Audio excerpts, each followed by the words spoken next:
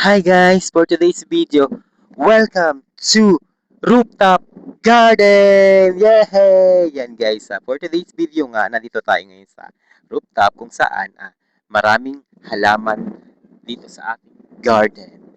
Because, yan, masipag ang ating taga-dilig at saka taga-tanim dito sa taas nga ng rooftop sa boarding house. Makita nyo ang iba't ibang gulay na nakatanim dito. Kaya ano pang inaantay natin? Pakita na natin sa mga viewers natin. Then, ayan nga guys, bago tayo magsimula, huwag niyo pong kalimutan mag-subscribe, mag-like, mag-share ng video natin para mas dumami pa po yung ating video na gagawin. So, ayun lang guys. Tara na, simulan na natin guys. Itong parang arko na to kung makikita nyo guys. Yan. Meron po siyang mga sitaw. Gusto niyo po ba makita yung sitaw? Ito po. Sitaw. Ito po, mayroon na po siyang may isang piraso na po siyang sitaw. Then dito nga tayo pupunta tayo dito sa mga iba pang tanim. Yung dito po yung makikita nyo sa side na to, sa left side na to ng boarding house dito. Almost talong po yung nakatanim po dyan. Ito po, pakita na kayo. Meron pa kasing maliit na kulay violet. Ayan po. Ayan po, may medyo malaki na talong.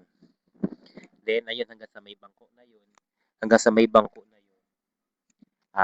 Talong po yung nakatanim dun. Then, dito naman tayo. Wow! Super lago na nito ng... Ito guys, makita ko sa inyo yung aloe vera guys. Grabe. Napakalalaki ng niya. Ang tawag dito. Yung talagang aloe vera. Yung puno niya. Puno? Basta yun na yun guys. Di ba ang dami? So, hindi lang kasi aloe vera ang nakatanim dito. Meron din talagang halo na mix talaga siya. May mga talong pa rin talaga nakalagay. Ayan po. Then, yan nga. Almost puro talong talaga. Puro talong talaga yung nakatanim dito. Ayan, no? Ayan, puro talong. Maraming talong. Kulay violet na siya. Then, dito nga tayo ulit. Guys, kung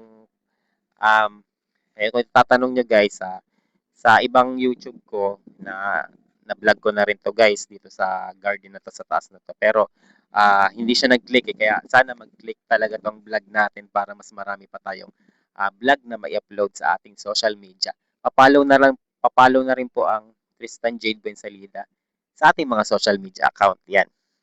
Then ito, makikita nyo guys, kung makikita nyo yung isang hilera na rin yan, nakatulad ng mga dinaanan natin guys. Yan po is, puno pa rin po siya ng balinghoy.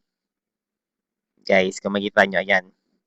Diba, ang dami, sobrang lago niya kasi masipag yung nagdidilig dito at saka naglilinis. Kaya, yan, lumalago yung ating mga halaman, gulay sa ating paligid. Ayan, guys, kung makikita nyo.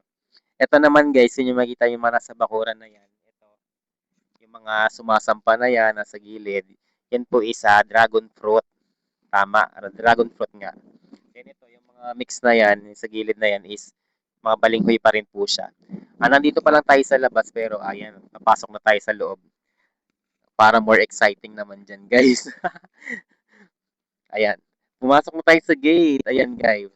Ko, wait lang. Nakagat ko yung aking labi. May nakamiss sa atin. May nakamiss pala sa akin, guys. Sino kaya yun? Saring. So, ito na tayo. Bambubungad sa atin. Dito nga sa pagpasok natin sa ating munting gate. Ito nga, guys. Papasok. Ang bubungad pa rin sa atin is meron pa rin dragon fruit. Yan. Then, yung makikita nyo yung mga nasa malalaking yan. Malalaking battle.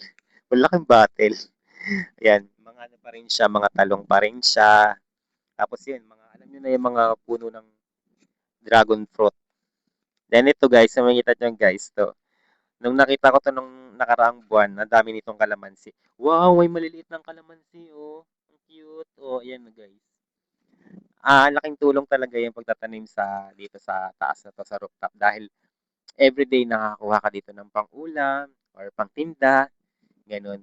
Kung gusto nyo, yung ganitong nature sa ating bahay or sa kahit saan na pwede nating matataniman. Ang ganda, grabe, kasi nakakatipid tayo sa araw-araw. Di ba? May pinagkukunan tayo ng ating pagkain. Then kung makikita nyo to, di ba? Oh, wow! Oh my God, pechay. Pechay, yan. Yan, na ano na rin siya, nakuha na rin siya ng mga pechay.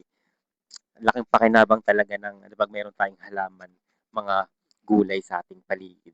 So ayan guys, ito na, may papayan, 2 puno ng papaya dito guys. Pero hindi pa siya namumunga. Pero soon magkakabunga na siya.